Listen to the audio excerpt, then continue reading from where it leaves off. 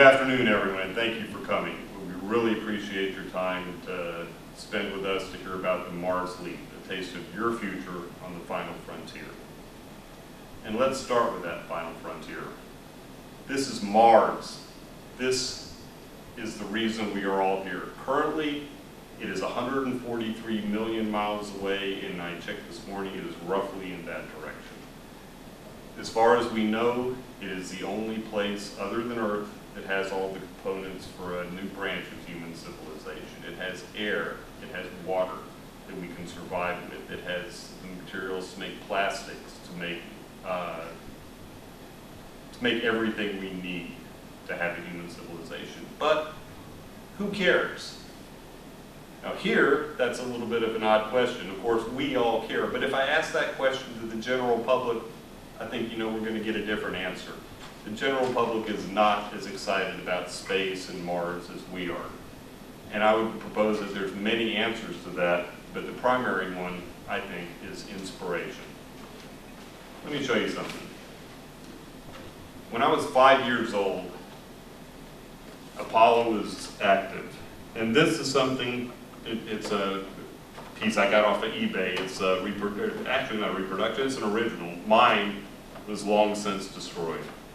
But this is something that Avon put out during the Apollo missions. This is a Apollo command module, full of shampoo, still. The top spins off, it's a limb, and you can compress this bottom, the limb pops off, and there's little numbers on it. I'm sure you can't see it, but it gives you numbers to move around on a game piece.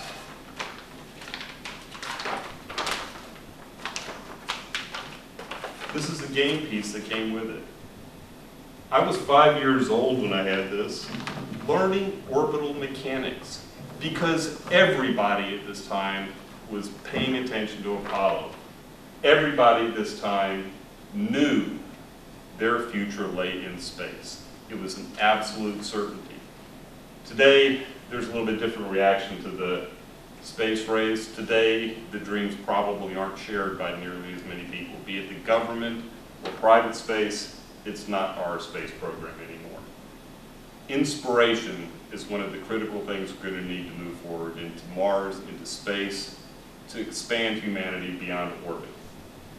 And the Mars Leap is about inspiration.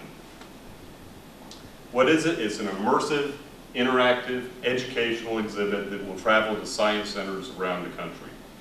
It is a complete Mars experience from planning the mission. Actually, it starts before that, answering the big questions about space, why we should go at all. But you'll plan a mission to Mars, you'll go to a orbiting space station around Mars, you will drop in a hab to the surface of Mars, and you will leave that hab walking out onto a pristine Martian surface, and then see the development of the colonies, learn about the science that's going into the experiments that are going on, that's going to be necessary for the engineering. All this will be in the Mars Leap. This is a look at the initial concept. It's about a 5,000 square foot exhibit. This is about 3,500 square feet is the actual Martian surface. You can see the hab there that brings you out onto the surface around and see the various experiments, the various rovers and everything, each one of which would be an exhibit in itself. When you come in here, you learn about the space sciences, the reasons we go to space. You'll train as an astronaut before you actually make it out to the space station and then drop in the hab. Some basic specs on it.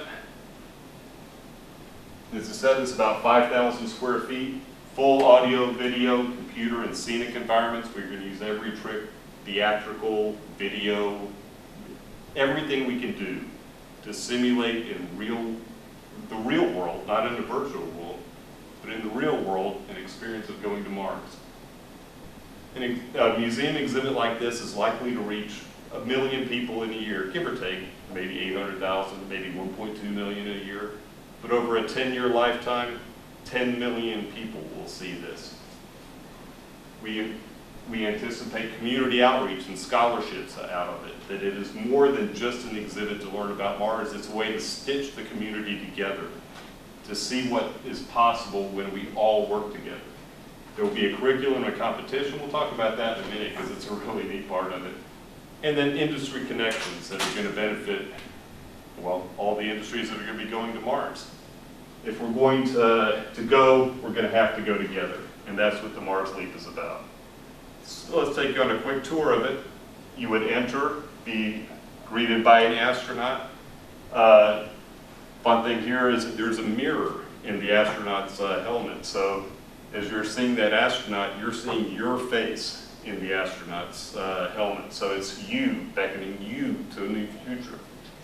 You enter, you're integrated into the scenario, explain what's going on, and then move on to the mission planning, the big questions about space, why we should go, why we should spend money in space when there's so many other priorities here on Earth.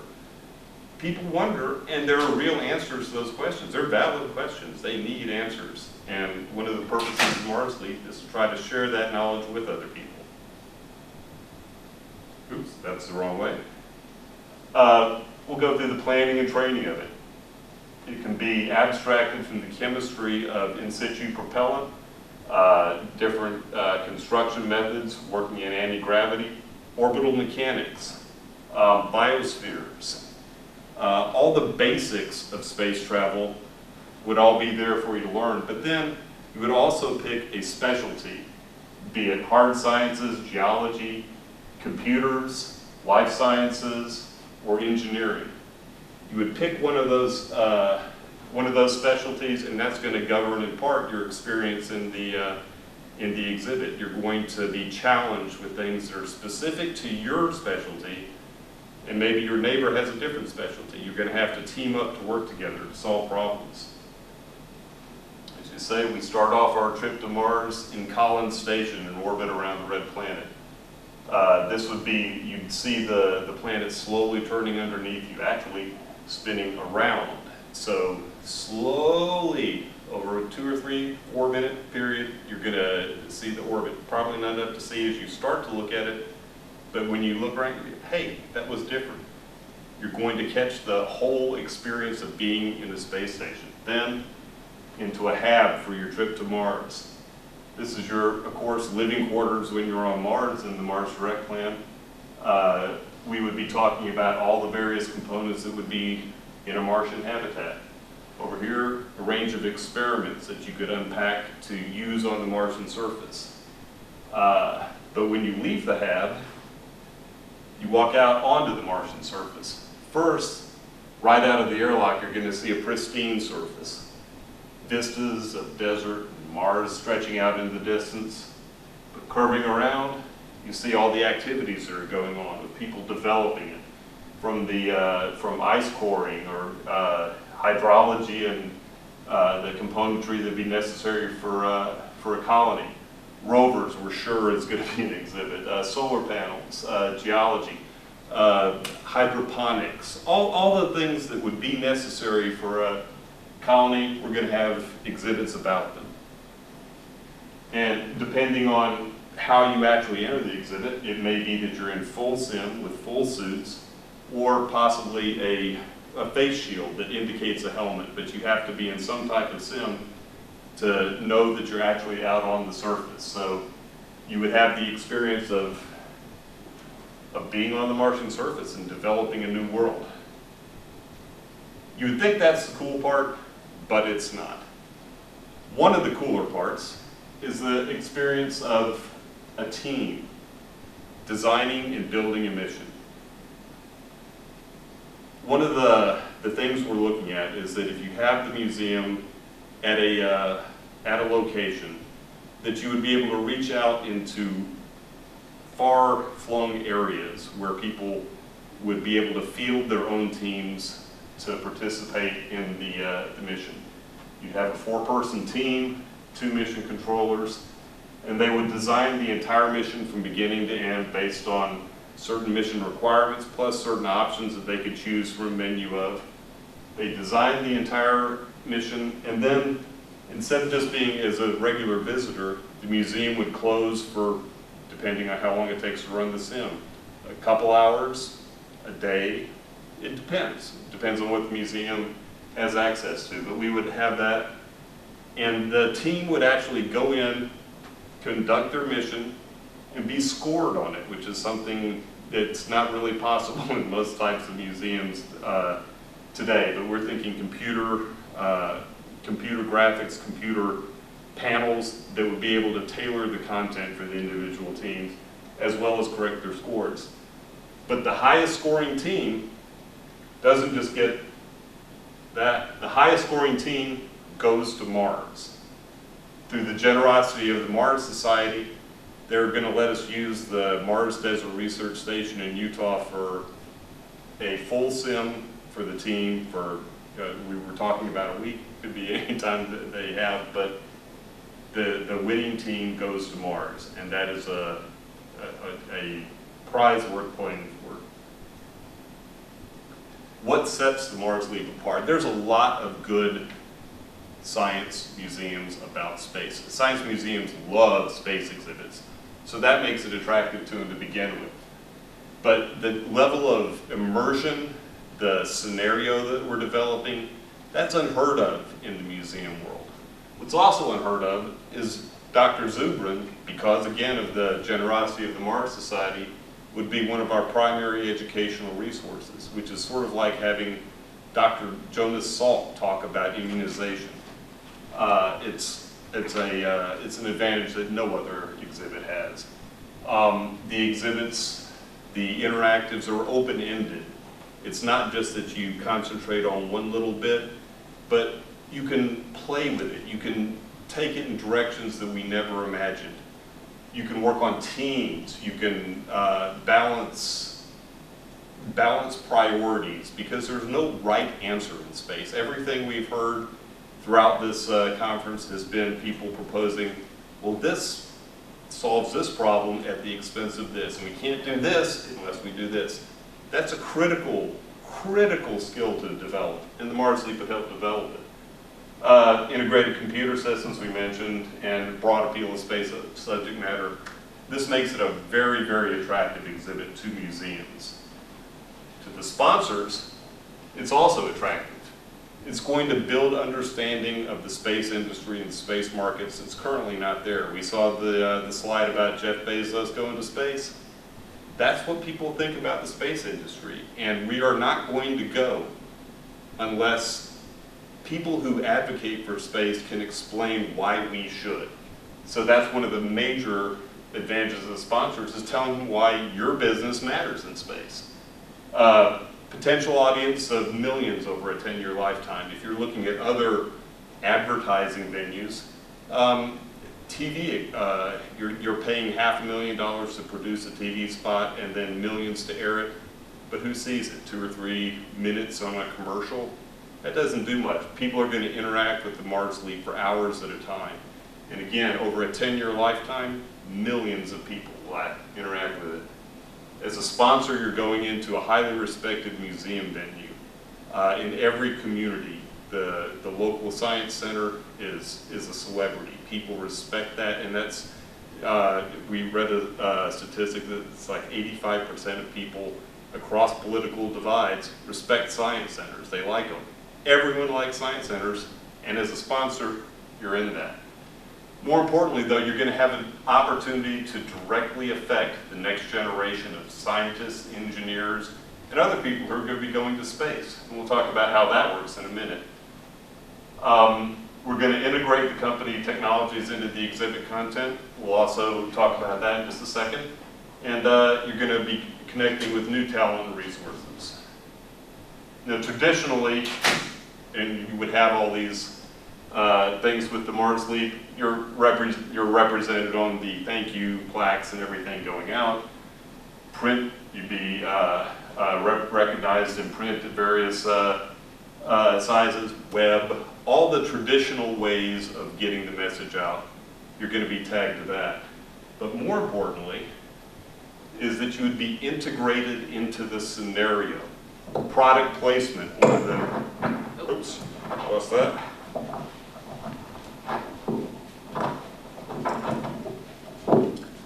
Sir. Product placement is one of the strongest ways that you can actually associate your company with the products, with the adventure of space. You've seen it from all the way from back in 2001, A Space Odyssey, Pan Am. Still, people think of that as the trip to orbit. Audi and iRobot, or Nokia in Star Trek. You see these products, these industries, these whole technologies. We're going to integrate them into this scenario and explain how they work, what they're trying to do, how they're going to get out into the world. But to specifically connect you with the people who are visiting, as they come out of the exhibit, we're going to have interactive computer screens that tie back to your company. If this is Lockheed, let's say they're the major sponsor, they would have the prime panel. But if somebody says, man, I want to be an aerospace engineer now, what do I do? Here's Lockheed, and you can tie back to that, and Lockheed can say, great, sign up, we're going to help you nurture through your schooling. We're going to help you become the engineer that you want to be. Tech companies complain that people aren't coming to them STEM and STEAM ready. This is a way to actually catch somebody when they're 10 years old, nurture them for 8 years, and then they have a path into the space industry. It's not just that you get them excited about space and pull the rug out from under them, which is what Richard Nixon did to all of us in 1972, but you actually give them tools to go into space and stay, to make space a part of their lives. Now, unfortunately, this is a concept, it doesn't exist yet, and it won't unless we get money for it. And that is one of the reasons that we are here. We want to make this thing happen, and we need your help to do it. If space is a dream for us, it's a great dream. We all share it. But more, we want it to be a reality. You matter. You matter. You matter. Every one of us individually has to come together to make this happen.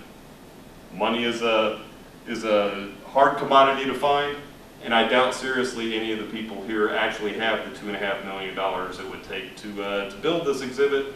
If you do, I would love to take you out for lunch and we will talk about it.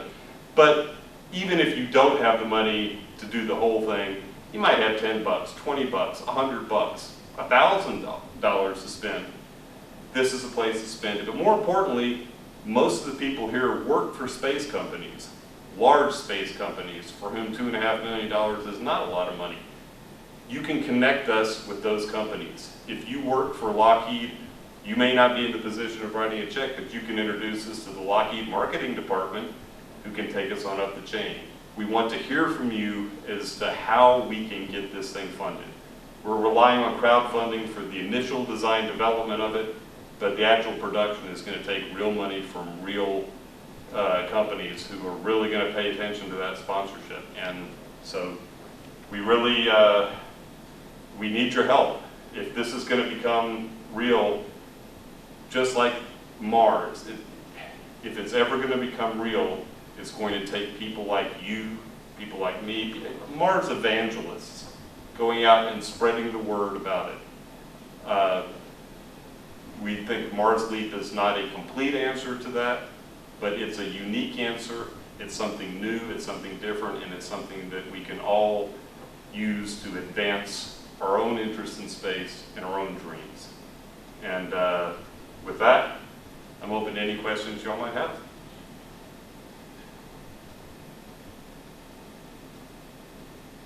Very good, then please, we'll talk after the meeting, and again, thank you again very much for your attention. We really appreciate it.